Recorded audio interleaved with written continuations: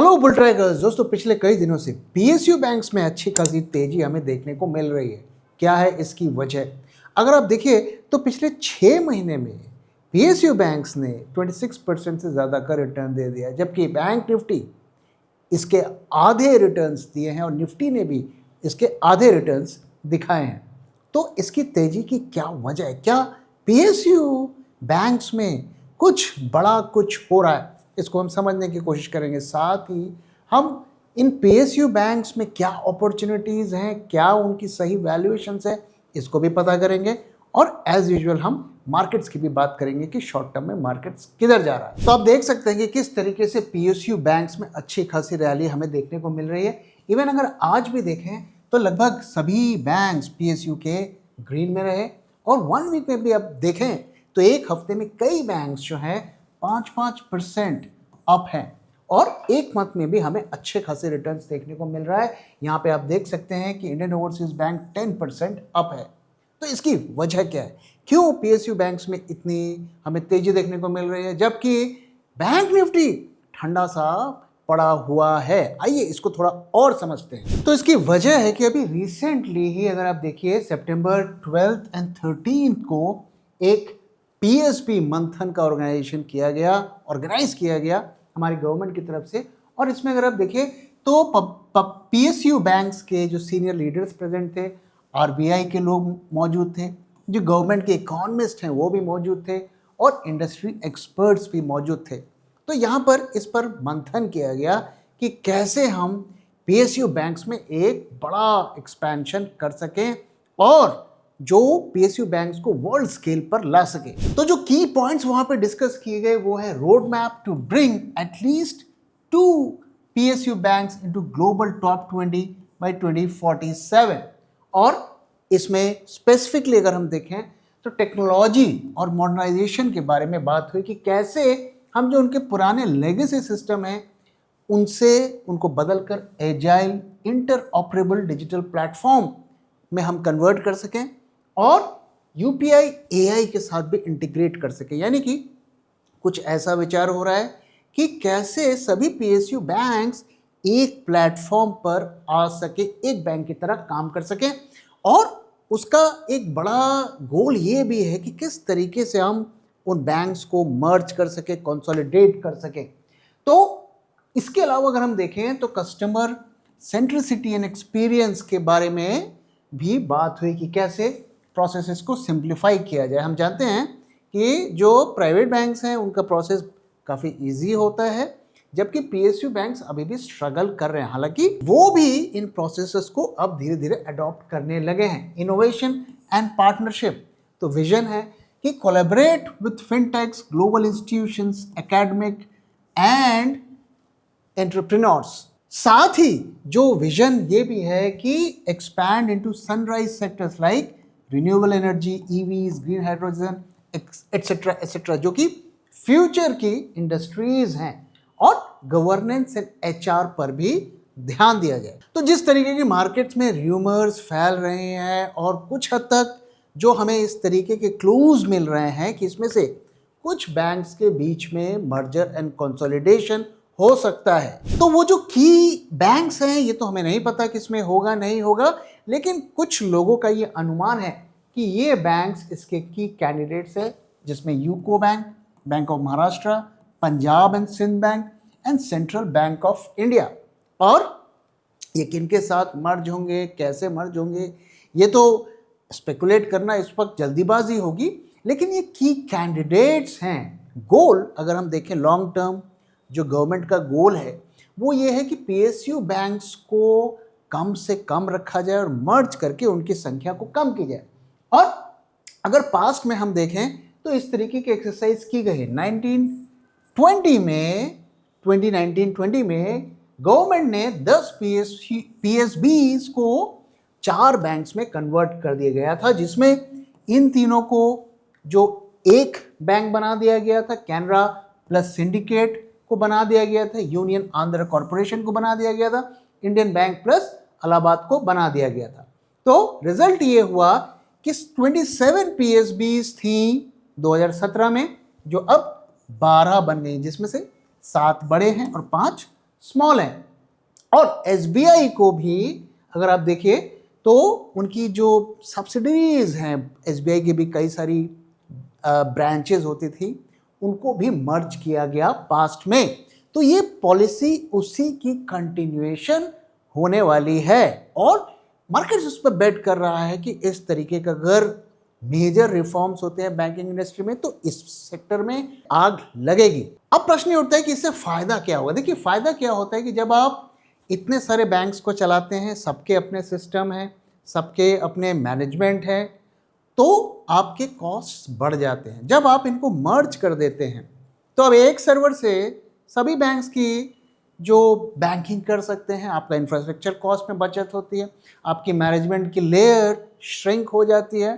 तो फिनेंशियली कम से कम बैंक्स को फायदा होता है। हाँ, इसका एक साइड इफेक्ट ये होता है कि जॉब्स में इसका इम्पैक्ट पड़ता है। अब इस बारे में भी काफ़ी बात हो रही है कि जो हमारा विजन है कि हम टॉप 20 में अपने बैंक्स को शामिल कर सके, क्या वो आसान काम है?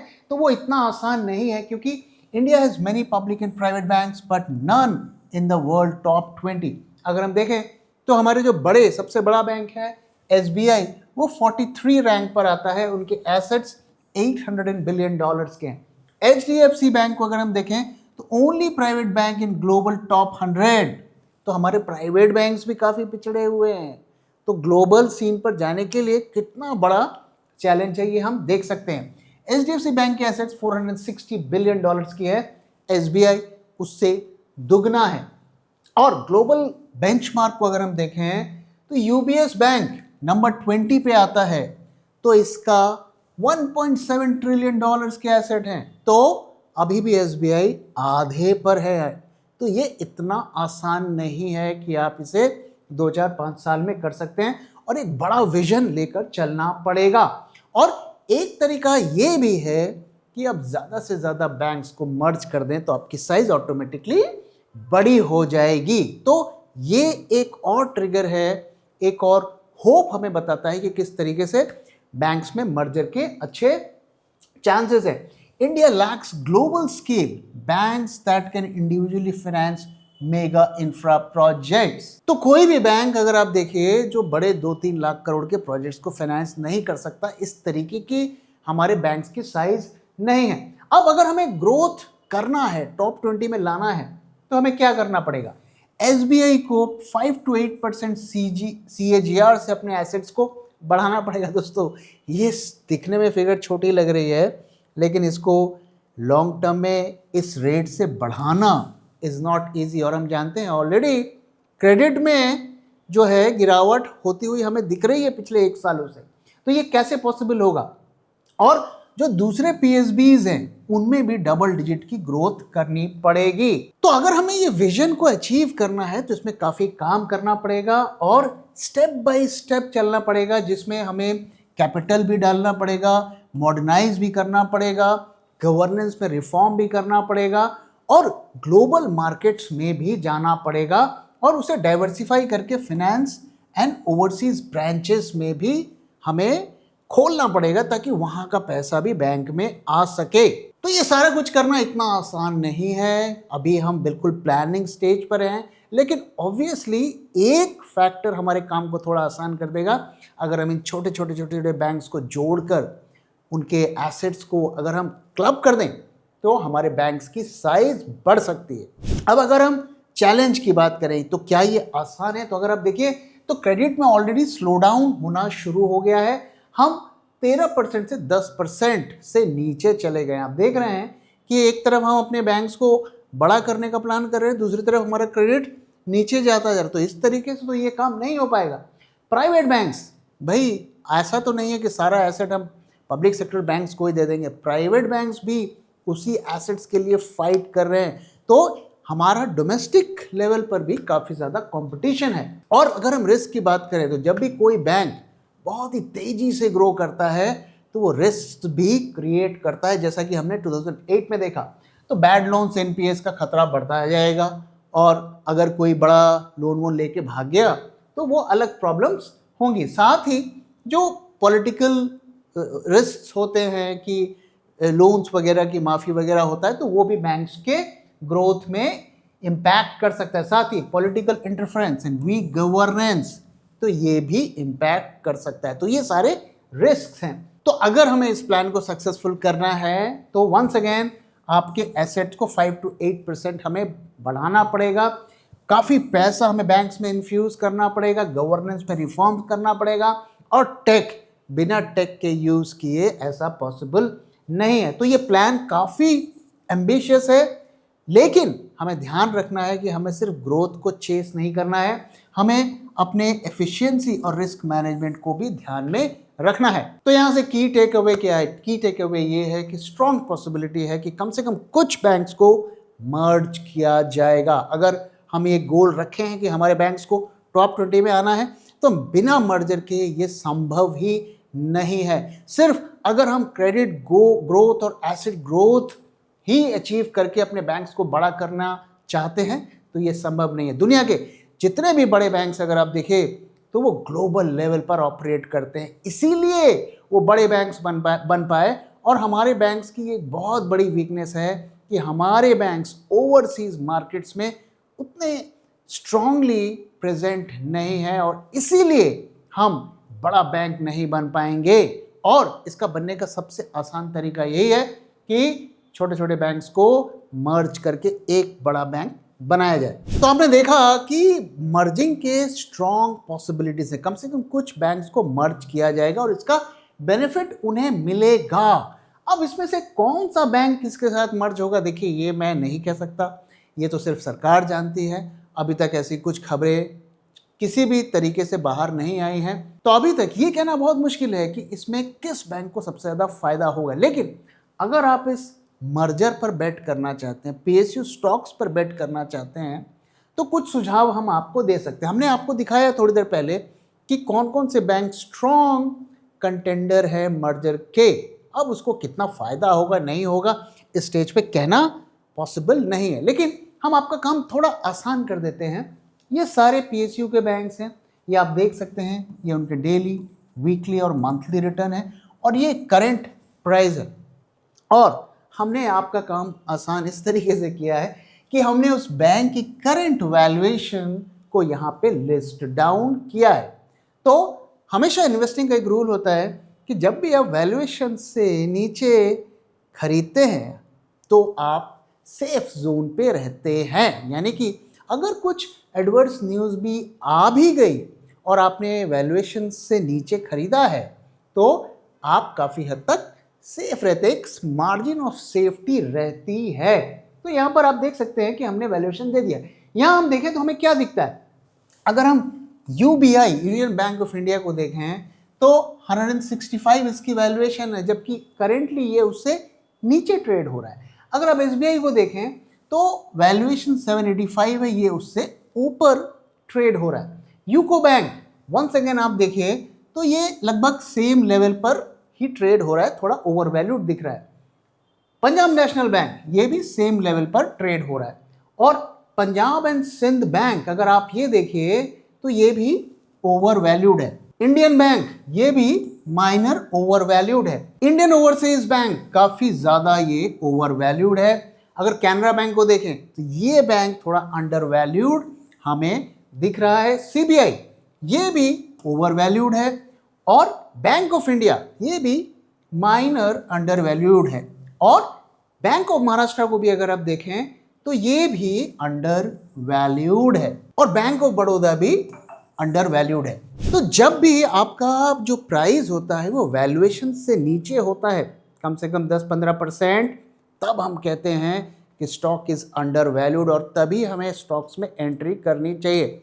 अब आप सोच रहे होंगे कि ये कैलकुलेशंस कैसे होती हैं, कैसे हम वैल्यूएशंस को कैलकुलेट करते हैं। तो दोस्तों ये एक इसकी टेक्निक होती है, कई सारे मॉडल्स होते हैं जिसको यूज़ किया जाता है, और अलग अलग इंडस्ट्री के लिए अलग अलग मॉडल्स भी होते हैं। अगर आप ये सीखना चाहते हैं तो आप हमारे इन्वेस्ट फॉर अल्फा वर्कशॉप को ज्वाइन कर सकते हैं। ये ऑनलाइन है, नवंबर 8 और 9 को होने वाला है, 2 दिन का इवेंट है। अगर आप इसमें और डिटेल्स आपको चाहिए तो स्क्रीन पर दिए हुए नंबर से आप हमसे कॉन्टैक्ट कर सकते हैं। अब आइए दोस्तों मार्केट की तरफ चलते हैं और समझने की कोशिश करते हैं कि मार्केट में क्या हो रहा है, किस तरफ मार्केट जा रहा है। तो आज का अगर हम डेटा देखें तो आज 17 सितंबर है, और निफ्टी ने अपने जो राइज को सस्टेन किया और आज भी मार्केट्स करीब 91 पॉइंट्स अप रहे।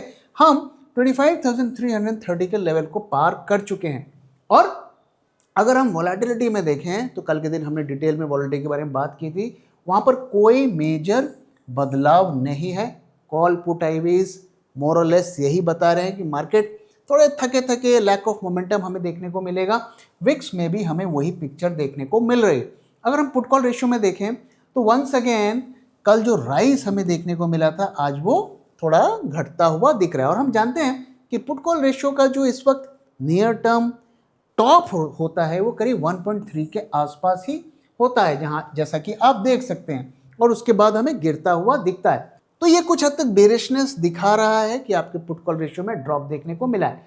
अब जो चीज़ मुझे वरी कर रही है वो ये कर रही है कि अगर मैं ओआई को देखूं निफ्टी का करंट मंथ का, इसमें हमें फ्रेश पोजीशंस बनती हुई नहीं दिख रही हैं। हम कह रहे हैं कि इतनी तेजी हो गई, मार्केट से लगातार ऊपर जा रहे हैं, बट इन रियलिटी यहाँ पर पोजीशंस ऐड नहीं हो रही हैं। द क्वेश्चन इज व्हाई, क्यों नहीं हो रही हैं? क्या ये एक फेक मूव है? क्या ये फंसाने वाली रैली है? मोस्ट लाइकली ऐसा ही लगता है, क्योंकि कोई भी रैली अगर लो वॉल्यूम पे चले या उसमें ओपन इंटरेस्ट ऐड नहीं हो तो ये बड़ा एक क्वेश्चन मार्क होता है। नेक्स्ट मंथ में भी अगर हम देखें तो कुछ खास एक्टिविटी वहाँ नहीं हो रही है। आज आप देखिए प्रीमियम्स में ड्रॉप देखने को मिला, नेक्स्ट मंथ के प्रीमियम में भी ड्रॉप देखने को मिला। तो ये भी इंडिकेट कर रहा है कि मार्केट्स में स्ट्रॉन्ग बाइंग नहीं है।